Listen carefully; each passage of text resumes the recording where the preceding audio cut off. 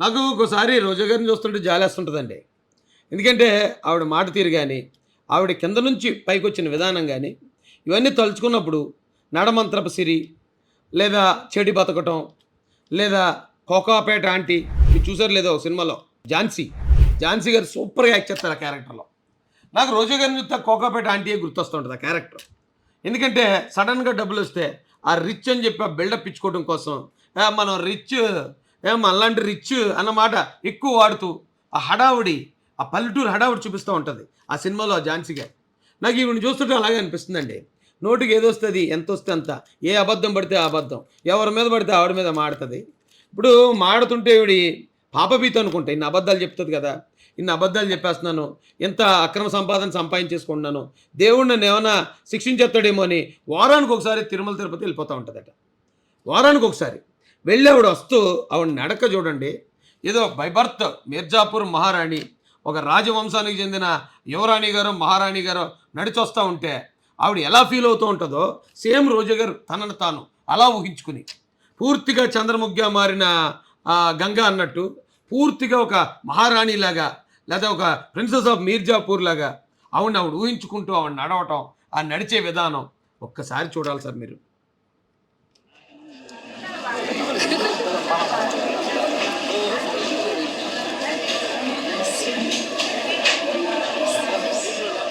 చిన్న చిన్న అడుగులు అంటే ఇప్పుడు రాయల్ పీపుల్ ఉంటారు, మనం చూస్తూ ఉంటాం, వాళ్ళు అలాగే చిన్న చిన్న అడుగులు వేసుకుంటూ ఆ షాల్వా కప్పుకొని అలా డిగ్నిఫైడ్, అంటే వాళ్ళకి బైబర్త్ వస్తుంది వాళ్ళు, ఎందుకంటే పుట్టడమే గోల్డెన్ స్పూన్తో పుడతారు కాబట్టి ఆ డిగ్నిటీ వాళ్ళకి వస్తుంది. అదే మనం కావాలని తెచ్చిపెట్టుకుని చేయాలంటే అది ఎందుకో కొంచెం ఎబ్బెట్టుగా ఉంటుందండి. ఎవరైనా చూస్తూ నమస్తే నమస్తే అంటాం, ఆ షాల్వా ఆ నడక. ఎందుకంటే మీరు చూసారు లేదు రోజా గారి ఫస్ట్ సినిమా సర్పయాగం. సర్పయాగం సినిమాలో శోభన్ బాబు గారి కూతురు ఈవిడి. శోభన్ బాబు గారు ఒక డాక్టర్. ఈవిడ్ని ఆ సినిమాలో ఒక గ్యాంగ్ రేప్ చేసేస్తారు. గ్యాంగ్ రేప్ చేస్తే ఆ రేపు భరించి ఆవిడ చనిపోవడం ఏదో జరుగుతుంది సంథింగ్ ఆ క్యారెక్టర్. ఎవరైతే రేప్ చేశారో వాళ్ళ మీద శోభన్ బాబు పగ తీర్చుకుంటూ ఒక డాక్టర్ ఎలా చంపుతాడో, డాక్టర్ మెడిసిన్ ఇచ్చి చంపటం, ఆధారాలు లేకుండా చంపటం, ఎలా చంపటం అనేది శోభన్ బాబు గారు బాగా యాక్ట్ చేశారు. అది సినిమా. ఈవిడ ఫస్ట్ సినిమా అంటే అలాంటి క్యారెక్టర్ నుంచి వచ్చింది. ఈ రోజున ఓకే దేవుడు ఆశీర్వదించాడు, ఒక మంచి అవకాశం ఇచ్చాడు, ఆ అవకాశాన్ని నిలబెట్టుకోకుండా పాడు చేసుకుంటుంది ఆవిడ. నోటికి ఏదో వస్తుంది మాట్లాడి. ఇప్పుడు 150 మంది ఎమ్మెల్యేలు ఉన్నారండి వైసీపీలో, నలుగురు ఐదుగురే మాట్లాడుతున్నారు ఈ అబద్ధాలు, ఈ బూతులు, ఇలాంటి అన్పార్లమెంటరీ వర్డ్స్. మరి మిగతా వాళ్ళందరూ ఎందుకు మాట్లాడట్లేదు? వాళ్ళందరికీ కూడా తెలుసు జగన్మోహన్ రెడ్డి గారు చేసేది తప్పు. జగన్మోహన్ రెడ్డి గారు చంద్రబాబు నాయుడు గారి మీద పెట్టింది తప్పుడు కేసు. ఆ తప్పుడు కేసు పెట్టడం అనే దాన్ని మిగతా వాళ్ళు ఎవరు సపోర్ట్ చేయరు కనుకే వాళ్ళు ఎవరు మీడియా ముందుకు వచ్చి మాట్లాడరు. ఈవిడికి నేను ఇంత కింద స్థాయి నుంచి ఇంత దారుణమైన పరిస్థితి నుంచి వచ్చాను కదా, నాకు ఇంత పెద్ద పదవి ఇచ్చాడు కాబట్టి మనం ఏదైనా చేసేయచ్చు అని ఇక చట్టానికి, న్యాయానికి, ఎథిక్స్కి వీటన్నిటికీ వ్యతిరేకంగా పోతుందండి. రోజా గారు ఇప్పటికైనా మీ పద్ధతి మార్చుకోండి. దేవుడు మంచి అవకాశం ఇచ్చాడు మీకు, దాన్ని ఇంకా ఎక్కువ ఊహించేసుకోకుండా మీరేదో మహారాణి ఆఫ్ మీర్జాపూర్ లాగా, మహారాణి ఆఫ్ పిఠాపూర్ సంస్థానం లాగా అలా ఫీల్ అయిపోకుండా నేను ఎక్కడి నుంచి వచ్చానో నాకు తెలుసు కదా, నాలాంటి పేదలకు సాయం చేద్దాం, నా బతుకేమంత గొప్ప బతుకు, గొప్ప పుట్టేసి రాజవంశంలో పుట్టి అక్కడి నుంచి వచ్చిన వాళ్ళం కాదు కదా, మనందరం సాధారణమైన జీవితాల నుంచి వచ్చిన వాళ్ళమే కదా, కాబట్టి అలాంటి సాధారణమైన వాళ్ళు కూడా చూద్దాం, కొంచెం సాధారణంగా బిహేవ్ చేద్దాం అనుకుని ఈ ప్రవర్తన మార్చుకుని మీ మాట తీరు మార్చుకోవాల్సిందిగా మీ శ్రేయోభిలాషిగా మీకు ఒక చిన్న సలహా అయితే ఇస్తున్నానండి. ఎప్పుడు చంద్రబాబు నాయుడు ఒక మాట అంటుంటాడు, రాష్ట్రం సంక్షోభంలో ఉంది, సంక్షోభంలో నుంచి నేను అవకాశాలని సృష్టించి సంపదని క్రియేట్ చేస్తానని ప్రతి మీటింగ్ లో కూడా చెప్తాడు. ఓహో, అనుభవం ఉంది కదా. మీరు కూడా చెప్పారు కదా అదే మాట మీ తెలుగుదేశం పార్టీలో ఉన్నప్పుడు TV9 ఫేస్ టు ఫేస్లో చంద్రబాబు నాయుడు గారు విజనరీ అని చెప్పారు కదా, ఆయన ముందుగా ఊహించగలుగుతాడు, అభివృద్ధికి సంక్షేమానికి ఆయనే తోపు తురుంకని అన్నారు కదా. అడ్మినిస్ట్రేషన్ ఏ విధంగా చేశారో 9 years లో ఒకసారి మీరు గమనించండి.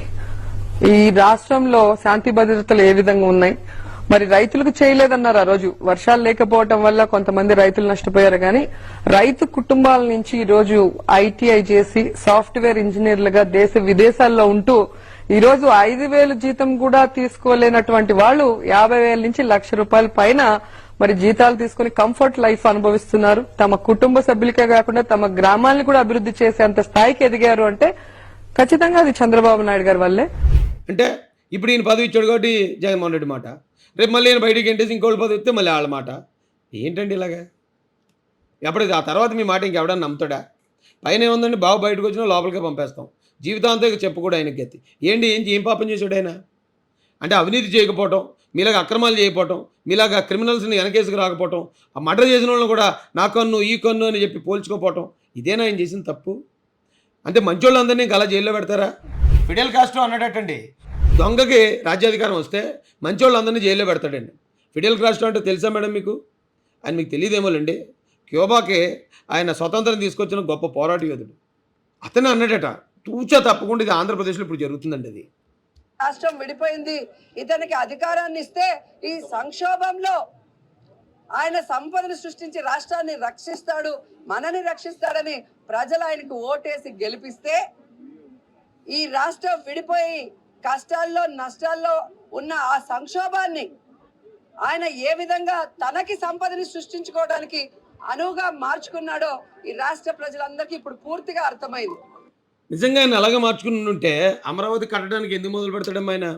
జగనన్నలాగా అమరావతిని కొలాబ్ చేసేసి అక్కడేం పెట్టుబడి రూపాయి పెట్టకుండా ఇసుకలోనో లెక్కర్లోనో వచ్చిన ఆదాయం అంతా ఆయనే మింగెద్దుడు కదా. ఆయన అమరావతి కట్టడం ఎందుకు మొదలు పెడతాడు?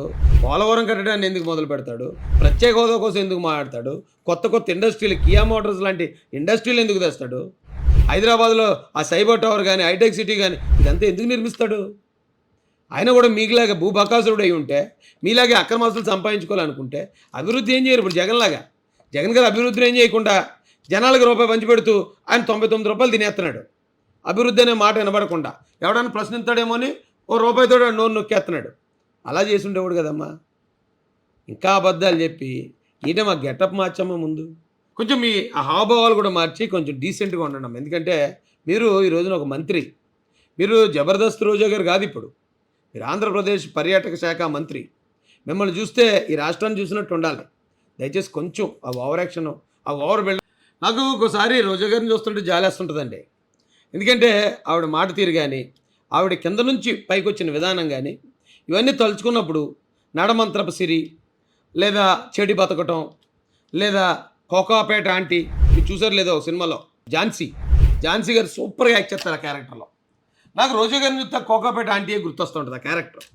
ఎందుకంటే సడన్గా డబ్బులు వస్తే ఆ రిచ్ అని చెప్పి ఆ బిల్డప్ ఇచ్చుకోవడం కోసం మనం రిచ్, అలాంటి రిచ్ అన్నమాట ఎక్కువ వాడుతూ ఆ హడావుడి, ఆ పల్లెటూరు హడావుడి చూపిస్తూ ఉంటుంది ఆ సినిమాలో ఆ ఝాన్సీ గారు.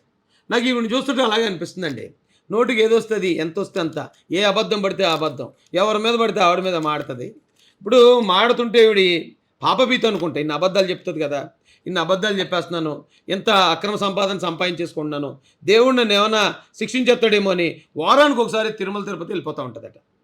వారానికి ఒకసారి వెళ్ళి ఆవిడ వస్తూ ఆవిడ నడక చూడండి, ఏదో బై బర్త్ మిర్జాపూర్ మహారాణి, ఒక రాజవంశానికి చెందిన యువరాణి గారు మహారాణి గారు నడిచొస్తూ ఉంటే ఆవిడ ఎలా ఫీల్ అవుతూ ఉంటుందో సేమ్ రోజా గారు తనను తాను అలా ఊహించుకుని, పూర్తిగా చంద్రముఖిగా మారిన గంగా అన్నట్టు పూర్తిగా ఒక మహారాణిలాగా, లేదా ఒక ప్రిన్సెస్ ఆఫ్ మీర్జాపూర్ లాగా ఆవిడ ఊహించుకుంటూ ఆవిడ నడవటం, ఆ నడిచే విధానం ఒక్కసారి చూడాలి సార్ మీరు.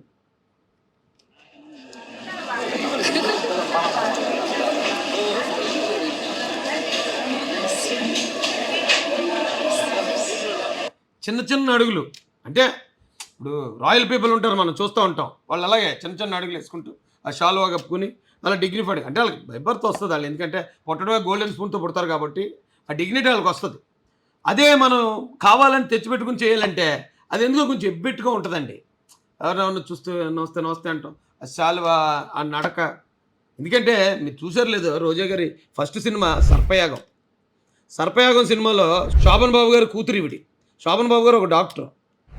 ఈవిడ్ని ఆ సినిమాలో ఒక గ్యాంగ్ రేప్ చేసేస్తారు. గ్యాంగ్ రేప్ చేస్తే ఆ రేపు భరించి ఆవిడ చనిపోవడం ఏదో జరుగుతుంది, సంథింగ్ ఆ క్యారెక్టర్. ఎవరైతే రేప్ చేశారో వాళ్ళ మీద శోభన్ బాబు పగ తీర్చుకుంటూ ఒక డాక్టర్ ఎలా చంపుతాడో, డాక్టర్ మెడిసిన్ ఇచ్చి చంపటం, ఆధారాలు లేకుండా చంపటం, ఎలా చంపటం అనేది శోభన్ బాబు గారు బాగా యాక్ట్ చేశారు. అది సినిమా. ఈవిడ ఫస్ట్ సినిమా అంటే అలాంటి క్యారెక్టర్ నుంచి వచ్చింది. ఈ రోజున ఓకే, దేవుడు ఆశీర్వదించాడు, ఒక మంచి అవకాశం ఇచ్చాడు, ఆ అవకాశాన్ని నిలబెట్టుకోకుండా పాడు చేసుకుంటుంది ఆవిడ. నోటికి ఏదో వస్తుంది మాట్లాడి. ఇప్పుడు 150 మంది ఎమ్మెల్యేలు ఉన్నారండి వైసీపీలో, 4-5 మాట్లాడుతున్నారు ఈ అబద్ధాలు, ఈ బూతులు, ఇలాంటి అన్పార్లమెంటరీ వర్డ్స్. మరి మిగతా వాళ్ళందరూ ఎందుకు మాట్లాడట్లేదు? వాళ్ళందరికీ కూడా తెలుసు జగన్మోహన్ రెడ్డి గారు చేసేది తప్పు. జగన్మోహన్ రెడ్డి గారు చంద్రబాబు నాయుడు గారి మీద పెట్టింది తప్పుడు కేసు. ఆ తప్పుడు కేసు పెట్టడం అనే దాన్ని మిగతా వాళ్ళు ఎవరు సపోర్ట్ చేయరు కనుకే వాళ్ళు ఎవరు మీడియా ముందుకు వచ్చి మాట్లాడరు. ఈవిడికి నేను ఇంత కింద స్థాయి నుంచి ఇంత దారుణమైన పరిస్థితి నుంచి వచ్చాను కదా, నాకు ఇంత పెద్ద పదవి ఇచ్చాడు కాబట్టి మనం ఏదైనా చేసేయచ్చు అని ఇక చట్టానికి, న్యాయానికి, ఎథిక్స్కి వీటన్నిటికీ వ్యతిరేకంగా పోతుందండి. రోజా గారు ఇప్పటికైనా మీ పద్ధతి మార్చుకోండి. దేవుడు మంచి అవకాశం ఇచ్చాడు మీకు, దాన్ని ఇంకా ఎక్కువ ఊహించేసుకోకుండా మీరేదో మహారాణి ఆఫ్ మీర్జాపూర్ లాగా, మహారాణి ఆఫ్ పిఠాపూర్ సంస్థానం లాగా అలా ఫీల్ అయిపోకుండా నేను ఎక్కడి నుంచి వచ్చానో నాకు తెలుసు కదా, నాలాంటి పేదలకు సాయం చేద్దాం, నా బతుకేమంత గొప్ప బతుకు, గొప్ప పుట్టేసి రాజవంశంలో పుట్టి అక్కడి నుంచి వచ్చిన వాళ్ళం కాదు కదా, మనందరం సాధారణమైన జీవితాల నుంచి వచ్చిన వాళ్ళమే కదా, కాబట్టి అలాంటి సాధారణమైన వాళ్ళు కూడా చూద్దాం, కొంచెం సాధారణంగా బిహేవ్ చేద్దాం అనుకుని ఈ ప్రవర్తన మార్చుకుని మీ మాట తీరు మార్చుకోవాల్సిందిగా మీ శ్రేయోభిలాషిగా మీకు ఒక చిన్న సలహా అయితే ఇస్తున్నానండి. ఎప్పుడు చంద్రబాబు నాయుడు ఒక మాట అంటుంటాడు, రాష్ట్రం సంక్షోభంలో ఉంది, సంక్షోభంలో నుంచి నేను అవకాశాలని సృష్టించి సంపదని క్రియేట్ చేస్తానని ప్రతి మీటింగ్ లో కూడా చెప్తాడు. ఓహో, అనుభవం ఉంది కదా. మీరు కూడా చెప్పారు కదా అదే మాట మీ తెలుగుదేశం పార్టీలో ఉన్నప్పుడు TV9 ఫేస్ టు ఫేస్లో చంద్రబాబు నాయుడు గారు విజనరీ అని చెప్పారు కదా, ఆయన ముందుగా ఊహించగలుగుతాడు, అభివృద్ధికి సంక్షేమానికి ఆయనే తోపు తురుంకని అన్నారు కదా. అడ్మినిస్ట్రేషన్ ఏ విధంగా చేశారో 9 years లో ఒకసారి మీరు గమనించండి. ఈ రాష్ట్రంలో శాంతి భద్రతలు ఏ విధంగా ఉన్నాయి, మరి రైతులకు చేయలేదన్నారు. ఆ రోజు వర్షాలు లేకపోవటం వల్ల కొంతమంది రైతులు నష్టపోయారు, కానీ రైతు కుటుంబాల నుంచి ఈ రోజు ITI చేసి సాఫ్ట్వేర్ ఇంజనీర్లుగా దేశ విదేశాల్లో ఉంటూ ఈ రోజు 5,000 జీతం కూడా తీసుకోలేనటువంటి వాళ్ళు 50,000 నుంచి ₹1,00,000 పైన మరి జీతాలు తీసుకుని కంఫర్ట్ లైఫ్ అనుభవిస్తున్నారు. తమ కుటుంబ సభ్యులకే కాకుండా తమ గ్రామాలను కూడా అభివృద్ధి చేసేంత స్థాయికి ఎదిగారు అంటే ఖచ్చితంగా అది చంద్రబాబు నాయుడు గారి వల్లే.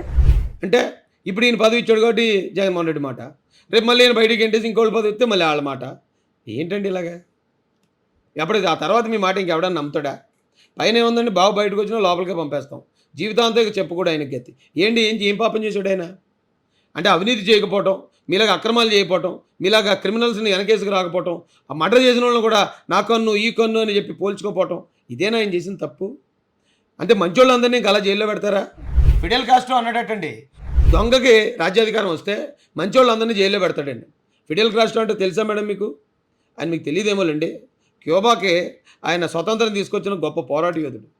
అతనే అన్నాడట, తూచా తప్పకుండా ఇది ఆంధ్రప్రదేశ్లో ఇప్పుడు జరుగుతుందండి. అది రాష్ట్రం విడిపోయింది, ఇతనికి అధికారాన్ని ఇస్తే ఈ సంక్షోభంలో ఆయన సంపదను సృష్టించి రాష్ట్రాన్ని రక్షిస్తాడు, మనని రక్షిస్తాడని ప్రజలు ఆయనకు ఓటేసి గెలిపిస్తే ఈ రాష్ట్రం విడిపోయి కష్టాల్లో నష్టాల్లో ఉన్న ఆ సంక్షోభాన్ని ఆయన ఏ విధంగా తనకి సంపదని సృష్టించుకోవడానికి అనువుగా మార్చుకున్నాడో ఈ రాష్ట్ర ప్రజలందరికీ ఇప్పుడు పూర్తిగా అర్థమైంది. నిజంగా ఆయన అలాగే మార్చుకుని ఉంటే అమరావతి కట్టడానికి ఎందుకు మొదలు పెడతాడమ్మా ఆయన? జగనన్నలాగా అమరావతిని కొలాబ్ చేసేసి అక్కడేం పెట్టుబడి రూపాయి పెట్టకుండా ఇసుకలోనో లెక్కర్లోనో వచ్చిన ఆదాయం అంతా ఆయనే మింగెద్దుడు కదా. ఆయన అమరావతి కట్టడం ఎందుకు మొదలు పెడతాడు? పోలవరం కట్టడాన్ని ఎందుకు మొదలు పెడతాడు? ప్రత్యేక హోదా కోసం ఎందుకు మాట్లాడతాడు? కొత్త ఇండస్ట్రీలు, కియా మోటార్స్ లాంటి ఇండస్ట్రీలు ఎందుకు తెస్తాడు? హైదరాబాద్లో ఆ సైబర్ టవర్ కానీ, హైటెక్ సిటీ కానీ ఇదంతా ఎందుకు నిర్మిస్తాడు? ఆయన కూడా మీకులాగా భూబకాసురుడు అయి ఉంటే, మీలాగే అక్రమాస్తులు సంపాదించుకోవాలనుకుంటే అభివృద్ధి ఏం చేయరు. ఇప్పుడు జగన్ గారు అభివృద్ధిని ఏం చేయకుండా జనాలకు రూపాయి పంచిపెడుతూ ఆయన ₹99 తినేస్తున్నాడు. అభివృద్ధి అనే మాట వినబడకుండా ఎవడన్నా ప్రశ్నిస్తాడేమో అని ₹1 నోరు నొక్కేస్తున్నాడు. అలా చేసి ఉండేవాడు కదమ్మా.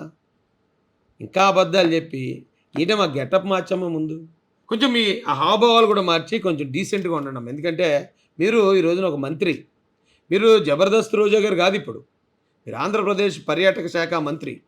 మిమ్మల్ని చూస్తే ఈ రాష్ట్రాన్ని చూసినట్టు ఉండాలి.